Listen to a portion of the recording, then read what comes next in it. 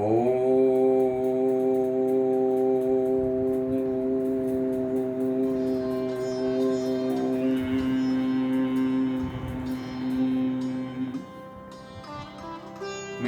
प्रणाम। आज मैं आपकी समक्ष एक ऐसे विद्या ज्ञान की चर्चा करने जा रहा हूं जो कि वेदों पर आधारित है और गुह्यतम विद्या है। उसके अनेक कारण हैं गुह्यतम होने के। यह विद्या प्राचीनतम भी है। जब से मनुष्य के शरीर की उत्पत्ति हुई है तभी से ये विद्या हमारी चिकित्सा के लिए विद्यमान है, जिसे हम मर्म चिकित्सा के नाम से जानते हैं। मार्यन्ति मर्माणी, अर्थात जहां हमारे वाइटल पॉइंट्स पर, जहां हमारे मर्मों पर अधिक आघात हो जाने से मृत्यु की संभावना बढ़ जाती है, वह स्थान मर्म है।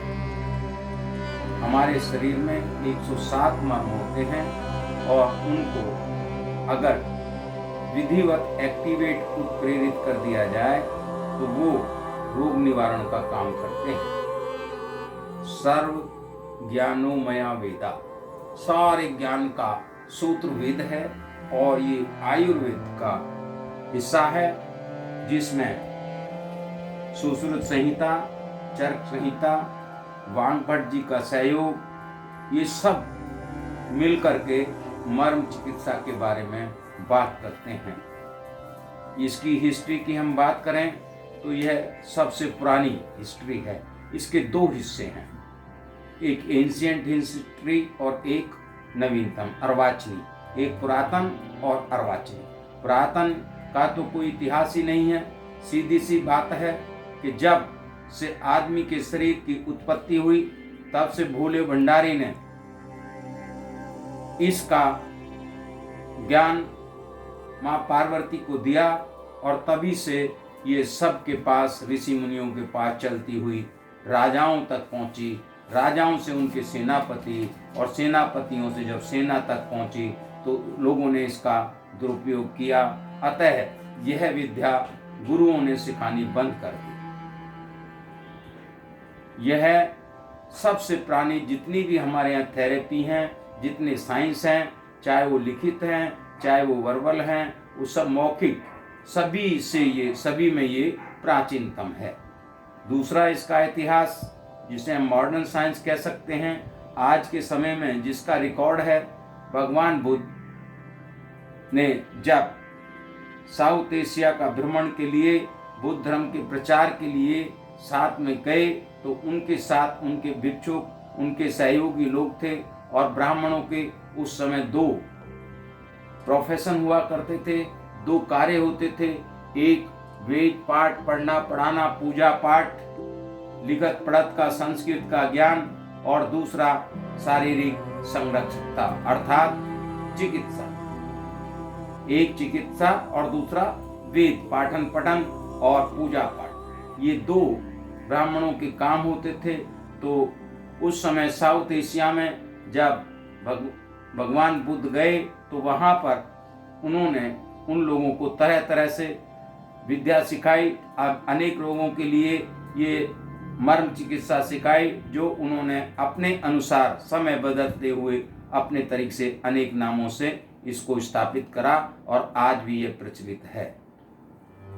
मर्म चिकित्सा का यह इतिहास एंशिएंट के हिस्से में आता है। मुझे आपसे दूसरे हिस्से को बताने में पहले मुझे प्रार्थना करने का मन करता है। मैं अपने गुरु जी की पूजा कर लूं, प्रोफेसर सुनील कुमार जोशी जी, जो कि गुरुकुल कांगड़ी महाविद्यालय में पहले प्रोफेसर थे, फिर वो डायरेक्टर बने और वो शैल चिकित्सक होते हुए उन्होंने वहाँ पर सरकारी यूनिवर्सिटी में काम करते हुए उनको सरकार ने कहा कि 1991 में जब उत्तरकाशी में भूकंप आया तो आपको वहाँ भेजा गया। जो वहाँ लोगों को चोट लगी थी, जो वहाँ बीमारी फैली थी, उनकी चिकित्सा के लिए। जब ये 3 दिन इन्हें वहाँ बीत गए तो इनके पास इनकी औषधि और खाने पीने का सामान खत्म हो गया। तो ये अपना बिस्तर बांधकर जब चलने के लिए तैयार हुए तो वहाँ एक देवतुल्य बाबा निगमानंद जी महाराज वहाँ थे। उन्होंने कहा, डॉक्टर साहब आप क्या कर रहे हो? डॉक्टर साहब ने कहा, अब हम वापस जा रहे हैं क्योंकि हमारे पास कोई दवाई इत्यादि नहीं है। तो उन्होंने कहा, चिकित्सा के लिए दवाई की क्या आवश्यकता है? इसको सुनकर प्रोफेसर साहब को बड़ा अजीब सा लगा, लेकिन उनके कहने पर उन्होंने कहा, तो हमें क्या करना है? कह रहे, आप मेरे साथ रहिए, मैं आपको बताता हूँ, बिना दवाई के आप उपचार करिए। जब तक रोगी आते रहें आप बिना दवाई के ही उपचार करते रहें। बड़ा एक अजीब सा चित्र उनके सामने आया। उन्होंने अपनी टीम को रोका और रोकने के साथ ही उन्होंने कहा, बाबा हमारे पास तो खाने का भोजन भी नहीं है, यहाँ कुछ मिलता भी नहीं है। तो निगमानंद जी महाराज ने कहा, मेरे भंडार में चावल बहुत है, आप चिंता मत करिए, हम खिचड़ी बनाएंगे, भात बनाएंगे, उसका प्रयोग करते हुए आप चिकित्सा करिए। और जब तक यहाँ लोगों का जो आपकी ये आपदा आई है उससे निवारण नहीं हो जाता, आप मेरे पास रहिए। प्रोफेसर साहब अपनी टीम के साथ उत्तरकाशी में रुक गए और बिना औषधि के बाबा निगमानंद जी महाराज जी के सानिध्य में उन्हें रोगों का उपचार करते रहे।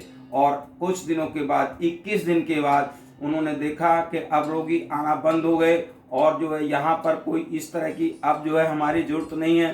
तब बाबा से प्रार्थना की, उन्होंने कहा ठीक है आप जाइए। तो डॉक्टर साहब को क्योंकि DA सरकारी सब सुविधाएं थी उनके पास में, वैसे भी वो घर के धनी हैं, तो उन्होंने कुछ जेब में से पैसे निकालकर बाबा निगमानंद जी महाराज को देने चाहे। तो उन्होंने कहा, ये क्या है? तो उन्होंने कहा, हमने आपका भात खाया है, चावल खाया है, भोजन खाया है और आपके सानिध्य में हमने आपकी काम किया है, तो मैं आपको ये कुछ देना चाहता हूँ। तो निगमानंद जी ने कहा, तो आप मुझे क्या दोगे? मैं तुम्हें देता हूँ। तो निगमानंद जी ने उनको गुरुदक्षिणा कहिए कुछ भी किए, उनको आदेश दिया कि आप जो है इस मर्म चिकित्सा का प्रचार प्रसार करिए। और वो उस उद्देश्य को लेकर 1991 से लेकर आज दिन तक उन्होंने लाखों लोगों पर सर्वे करा और तरह तरह से मर्म चिकित्सा के योगों को निकाला, मर्म चिकित्सा के मर्मों को पहचाना और विभिन्न प्रकार के रोग ठीक करने लगे। जब वहाँ दिल्ली में एक संस्थान एस्ट्रोलॉजी का विश्व का सबसे बड़ा स्थान है भारतीय विद्या भवन, श्रीमान KN राव साहब के सानिध्य में उनसे मुलाकात हुई। तो ये उन्होंने वहाँ भी इंट्रोड्यूस किया और राव साहब के साथ आज भी भारतीय विद्या भवन में ज्योतिष आचार्य के कोर्स में, अलंकार के कोर्स में मर्म चिकित्सा जोड़ दी गई है। या इसका आधुनिक समय में जो स्टेटस उभर के आया है, जो लाभ जनमानुष ले रहा है, वो प्रोफेसर सुनील कुमार जोशी जी के सानिध्य में उनकी कृपा से हो रहा है। मैं अनुग्रहित हूँ प्रोफेसर सुनील कुमार जोशी जी से और सभी मर्म चिकित्सा प्रेमियों से को कहना चाहता हूं कि अगर आपने प्रोफेसर सुनील कुमार जोशी जी से सीखा है या मुझसे सीखा है या उनके शिष्य से सीखा है, तो उनके आदर्शों को स्थापित करते हुए इस मर्म चिकित्सा के लिए आइए अपना जीवन हम समर्पण करें और यहाँ जो भी कुछ मानव कल्याण का हो सके, जो हम कार्य कर सकें वो करें। ओम शांति शांति शांति।